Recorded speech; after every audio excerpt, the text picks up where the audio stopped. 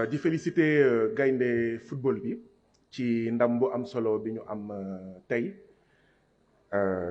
Afrique dafa soxla ndam Sénégal dafa soxla ndam askan yi dañoo soxla ndam pour sortir de la morosité, pour sortir du stress quotidien ambiant et permanent suñu gaynde football yi ñu ngi leen di jaajëfal di leen di féliciter yàlla nañu amaat yeneen ak yeneen ndam ba egg final ba indaale coupe bi incha allah. di féliciter waa ministère des sports ñëpp ñi nga xam ne ñu ngi jàpp ci équipe nationale bu football li gën a neex ci mbiru équipe nationale bu football moo di ne que ça plaise ou pas Aliou Cissé est sénégalais, il est africain et c'est important que les Africains aient des victoires. C'est important qu'on arrête l'ère des sorciers blancs.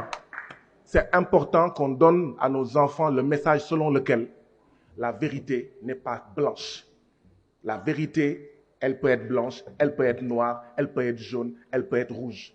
Donc, c'est fort en symbolique que toutes ces années-là, qu'à la tête de l'équipe de football se trouve Aliou Cissé, un Africain du Sénégal. Bu ndam bi nag neex ba ñu fàtte la dure réalité. La dure réalité mooy ay weer a ngi ñëpp ñu ngi naxarlu ndox bi nga xam ne dafa cher waruñu gàtt xel bi ñuy jël ndoxu taax yi ci loxo SDE di ko jox Sen'Eau mooy Suez mooy tubaab mooy France ñun jamono jooju dañ ko naxarlu woon pas parce que dañoo ànd ak SDE parce que SDE li mu doon proposé mooy 285,9 francs le mètre cube. Suez, mi nga xam ne moo fi nekk 298,5 francs le mètre cube. À moins que nga nekk dof te bëggoo sa askan naka ngay jëlee sa ndox jox ko ki nga xam ne moo gën a cher loo. ñu ne déet ñu ne le coût du branchement SDE 90 000, Suez 231 000. À moins que nga bañ sa askan naka nga munee jox.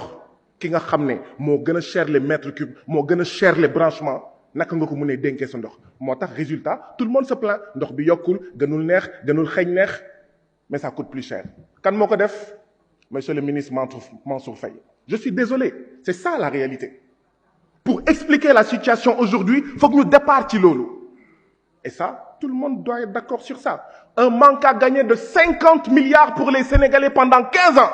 loolu mooy le choix de Suez 50 milliards mooy lan si un forage coûte 100 millions ça veut dire 500 forages on parle de ndox voilà ce qu'on a fait faire voilà le choix de Suez 50 milliards de pertes pour les Sénégalais pour 15 ans 50 milliards c'est un forage de 100 millions c'est 100 forages c'est 500 forages lii la ñu ñàkkaloo Sénégal et donc li ma si yokk mooy ba ñu naan déet Suez mi fi nekk muy français yi mètre linéaire maanaam linéaire bi ñuy poser ay tuyaux maanaam linéaire mu dénk marché bi SAD ay français la ñu 4 900 francs le linéaire alors que les Sénégalais c'est 1 700 francs le linéaire ñu naan déet bu ñuy indi suuf SAD ay français 5 200 alors que les Sénégalais c'est 3 500 voilà comment on fait perdre à notre pays de l'argent.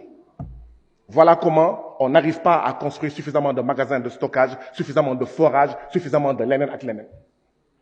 ak yow yaa ngi ciipatu sa musiba. ci biir Sen'Eau y a des centaines de stagiaires payés 60 000 francs. ñu naan déet Aquatech dégage Flexo dégage loolu ngay dégg ci réew mi yépp. Les réformes de l'hydraulique rurale baaxul santul et donc on nous a traités de terroristes.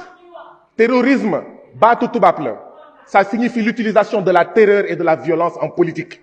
lii mooy l'utilisation de la terreur et de la violence en politique. Les insultes, les invectives, emprisonner Khalifa Sall, emprisonner Karim Wade, faire la terreur sur Ousmane Sonko, emprisonner Pape Alé Niang. C'est ça le terrorisme. Qui a commencé le terrorisme? C'est vous.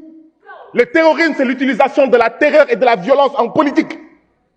Et Subatel 2012, ngeen arrêté Khalifa Ababacar Sall. C'est ça la situation.